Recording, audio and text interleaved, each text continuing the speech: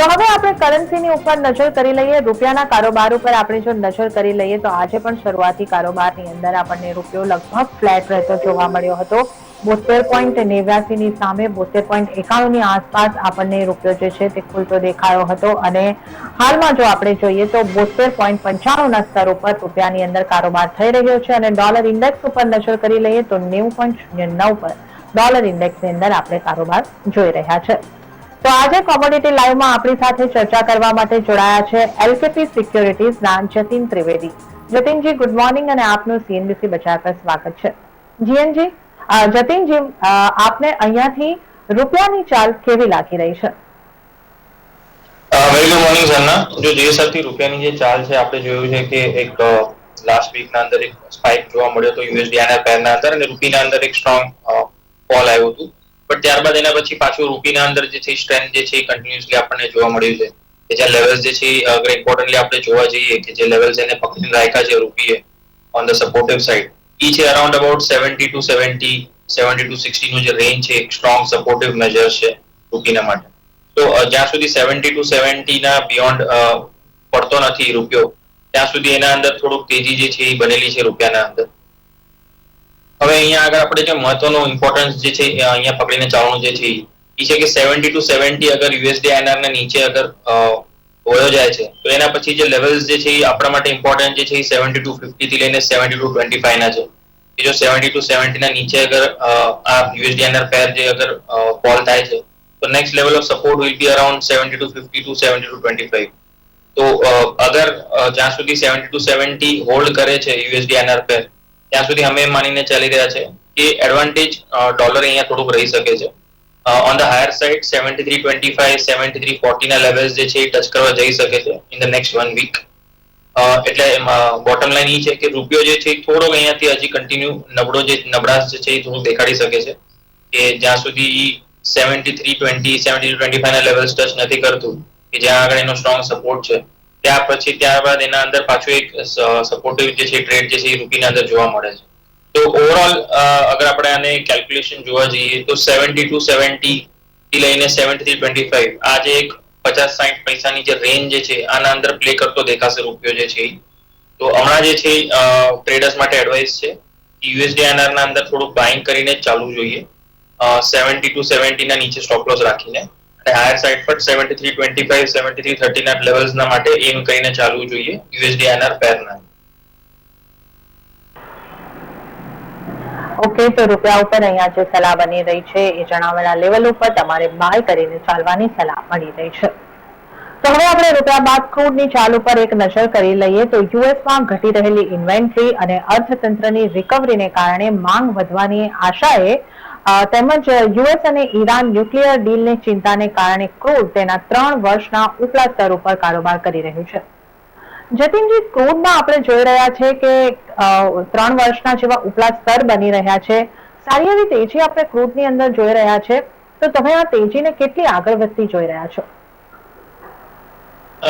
જો ક્રૂડના પ્રાઇસીસ આપણે કન્ટિન્યુઅસલી એક છેલ્લા 1 વર્ષથી આપણે વાત કરી લઈએ તો એક કન્ટિન્યુઅસ મોમેન્ટમ જે છે સ્ટ્રોંગ બનેલો છે અને રિસેન્ટલી જે ડેવલપમેન્ટ થયા છે એના કારણથી હજી એના અંદર સ્ટ્રેન્થ જે છે એ પકડેલી છે because vaccination drive strongly happening on globally European economies US economies opening up strongly આ બધી વસ્તુ જે છે ડિમાન્ડના માટે થઈને એક સારું પર્સપેક્ટિવ છે ક્રૂડના માટે થઈને.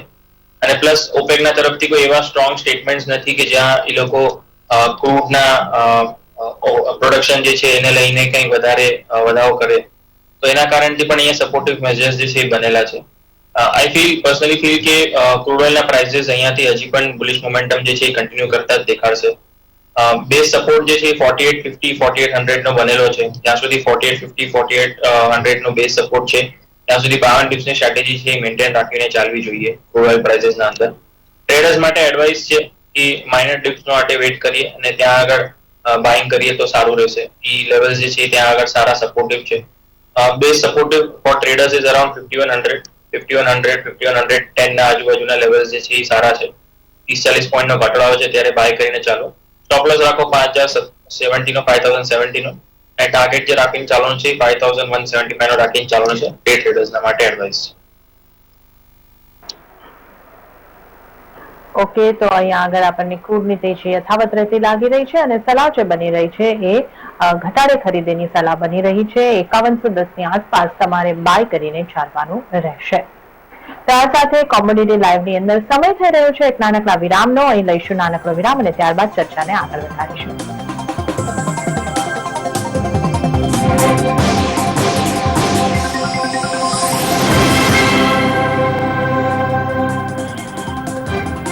વિરામ બાદ આપનું ફરી એક વખત સ્વાગત છે અને હવે આપણે મેટલ્સ અંગેની ચર્ચા કરીશું. મેટલના કારોબાર પર જો આપણે નજર કરી લઈએ તો યુએસની અંદર જોબ વેકેન્સીના આંકડામાં આપણે જોઈએ તો તેની અંદર વધારો નોંધાયો છે, જેને કારણે ફાસ્ટ રિકવરીની આશાએ એલએમઈ પર તમામ મેટલ્સની અંદર તેજી જોવા મળી રહી છે.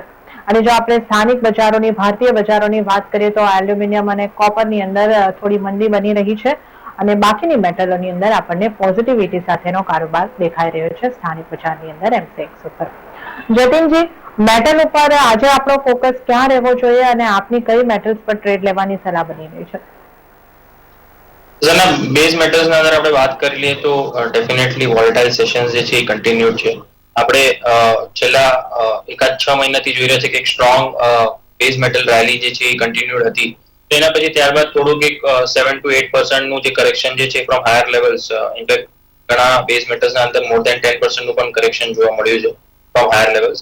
તો અહીંયા આગળ થોડુંક મિક્સ રિએક્શન જે છે એ બનેલો રહેશે. એક દિવસ ઉપરનો ટ્રેડ, એક દિવસ નીચેનો ટ્રેડ, એક sideways range bound trade, volatile trade, આ બધી વસ્તુ જે છે કન્ટિન્યુઅસલી હવે જોવા મળશે. બીકોઝ ક્યાંય ને ક્યાંક એક બેઝ ફોર્મ કરવું જરૂરી છે આફ્ટર સચ અ સ્ટુપેન્ડસ રેલી. અહીંયાથી અમને એમ નથી લાગતું કે બહુ મોટો ઘટાડો પણ અહીંયા આવતી કેશિંગ થશે. મને લાગે છે બોટમ લેવલ્સ પર ક્યાંય ને ક્યાંય પાછું પ્રાઇસીસ જે છે સપોર્ટ પણ લેતા દેખાશે. તો traders will have to be very careful, because એક દિવસ ઉપર એક દિવસ નીચે, કે મોર્નિંગમાં ઉપર સાંજના નીચે, વાઇસ વર્સા, એવી રીતે ટ્રેડ જે છે કન્ટિન્યુઅસલી જોવા મળશે બેઝ મેટલ્સના અંદર. તો એઝ ઓફ નાઉ જે ટ્રેન્ડ જે છે એ થોડોક સપોર્ટિવ છે બેઝ મેટલના માટે. તો કોપરના માટે હું એડવાઇસ કરીશ કે બાય ઓન ડિપ્સની સ્ટ્રેટેજી મેન્ટેન કરીને ચાલો. અરાઉન્ડ અબાઉટ જે લેવલ સારા મને લાગી રહ્યા છે એ 741 ના લાગે છે. ત્યાં આગળ બાય કરીને ચાલે કોપરના પ્રાઇસીસ. 737 નો નાનો સ્ટોપ લોસ બેસી રહ્યો છે કોપરના અંદર અને ટાર્ગેટ જે છે 748 નો બેસ છે. એના સામે જ હું એક બીજી સ્ટ્રેટેજી આપીશ, એ છે ઝિંકના અંદર. એના સામે કોપરના સામે ઝિંક જે છે એ સેલ કરીને ચાલવાનું છે, બીકોઝ વોલેટિલિટી જે છે એ બહુ હાઈ છે બેઝ મેટલ્સના અંદર. તો ઝિંકના અંદર કરંટ માર્કેટ પ્રાઇસથી પણ સેલ કરીને ચાલે with the stop loss about 239 અને લોઅર સાઇડમાં ટાર્ગેટ જે છે 235 થી લઈને 233 ના લઈને ચાલવાના છે. બે કોલ જે મેં આપ્યા છે કોપર અને ઝિંકના અંદર, બે ઇન્ટ્રાડે માટેના જ કોલ છે. ઓકે, તો બેઝ મેટલ્સની અંદર અહીંયા આપણને જે બે મેટલ પર સલાહ બની રહી છે એ છે કોપરને અહીંયા આગળથી બાય કરીને ચાલો અને ઝિંકને તમારે અહીંયા આગળથી વેચીને, કરંટ લેવલ પર વેચીને કારોબાર કરવાનો રહેશે.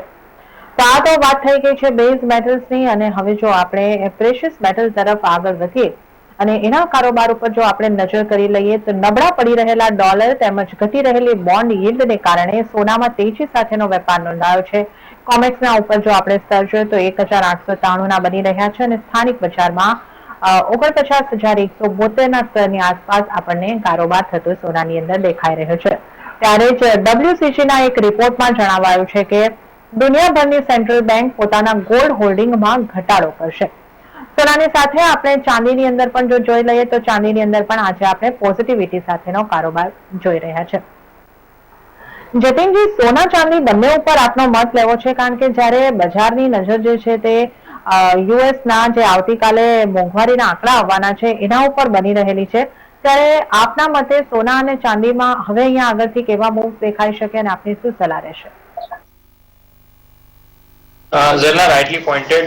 ઇનફેક્ટ સીપીઆઈ ના ડેટા બહુ સ્ટ્રોંગલી ઇમ્પોર્ટન્સ પ્લે કરી રહ્યા છે. આફ્ટર લાસ્ટ વીક જે નોન ફાર્મ પેરોલ્સના અને અનએમ્પ્લોયમેન્ટના ડેટા જે છે એક્સપેક્ટેડ લાઇન્સથી કંઈક વધારે કંઈક નહોતા ઘટીને આવ્યા. અને અહીંયા આગળ થોડુંક પોઝિટિવ મેજર્સ જે છે ગોલ્ડ અને સિલ્વર માટે બની ગયું હતું, બીકોઝ અનએમ્પ્લોયમેન્ટના ડેટા જે છે એ ગોલ્ડના માટે બહુ પોઝિટિવ થઈ જાય છે અગર અનએમ્પ્લોયમેન્ટ હાઈ ને ઉપર છે.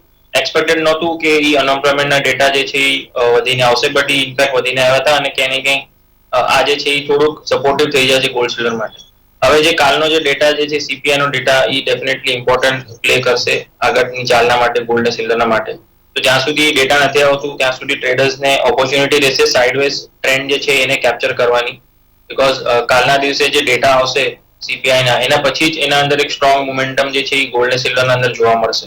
ઇનફેક્ટ કાલ બપોર પછી આઈ થિંક પ્રાઇસીસ જે છે એ મોમેન્ટમ પકડવા મળશે, because everybody will try to cash in the CPI data. As of now CPI નો ડેટા ફોરકાસ્ટેડ છે કે થોડું લોઅર જ આવવાનું છે, તો મોંઘવારી જે છે ક્યાં ને ક્યાં ઘટીને આવવાની છે. તો in line with the expected અને જે ટ્રેન્ડ ચાલી રહ્યો છે ટેકનિકલી, અમને એમ લાગી રહ્યું છે ગોલ્ડ જે છે હજી પણ પોઝિટિવ ટ્રેન્ડ જે છે કન્ટિન્યુડ રાખશે. ક્યાં ને ક્યાંય આ ડેટા જે છે આવ્યા પછી એક નીજક રિએક્શન જરૂર આપશે અગર ડેટા નેગેટિવ આવે છે ગોલ્ડના માટે તો. બટ એના પછી પાછું મને લાગે છે ગોલ્ડના અંદર પ્રાઇસીસ જે છે કન્ટિન્યુડ રહેશે ટ્રેન્ડ જે છે. સો લેવલ વાઇઝ અગર આપણે વાત કરી લઈએ, the levels which are important for buying gold is around 49,100 for traders. Stop loss જે રહેશે 48,900 નો રહેશે અને ટાર્ગેટ જે છે 49,400 નો રહેશે. આ ટ્રેડ જે છે એ વેલિડ છે કાલ બપોર સુધી, તો for 24 hours only this trade is valid. Carry કરી શકાય છે આજના દિવસે, બટ કાલ બપોર સુધી આ પોઝિશન જે છે સ્ક્વેર કરી દેવાની, બીકોઝ કાલે સાંજના જે ડેટા આવશે એના પછી થોડું વોલેટાઇલ જે છે ગોલ્ડના પ્રાઇસીસ થઈ શકે છે. તો 24 hours માટે વેલિડ ટ્રેડ છે. ઓકે, તો અહીંયા ખાસ ધ્યાન રાખવું કે આ જે સલાહ તમને મળી રહી છે એ 24 કલાક માટે મળી રહી છે. તો તમે આજે ગોલ્ડની અંદર બાય કરીને ચાલી શકો છો. 49,100 ની કિંમતની આસપાસ તમે ગોલ્ડની અંદર બાય કરીને ચાલી શકો છો. જતીનજી, આપ અમારી સાથે જોડાયા અને આ તમામ નોન એગ્રી કોમોડિટીઝ અંગે અમારી સાથે ચર્ચા કરી એ બદલ આપનો ખૂબ ખૂબ આભાર. તો આ સાથે કોમોડિટી લાઈવમાં પણ અત્યારે સમય થઈ રહ્યો છે એક નાનકડા વિરામનો. અહીં લઈશું એક નાનકડો વિરામ અને ત્યારબાદ આપણે એગ્રી કોમોડિટીઝની ચર્ચા સાથે આગળ વધીશું.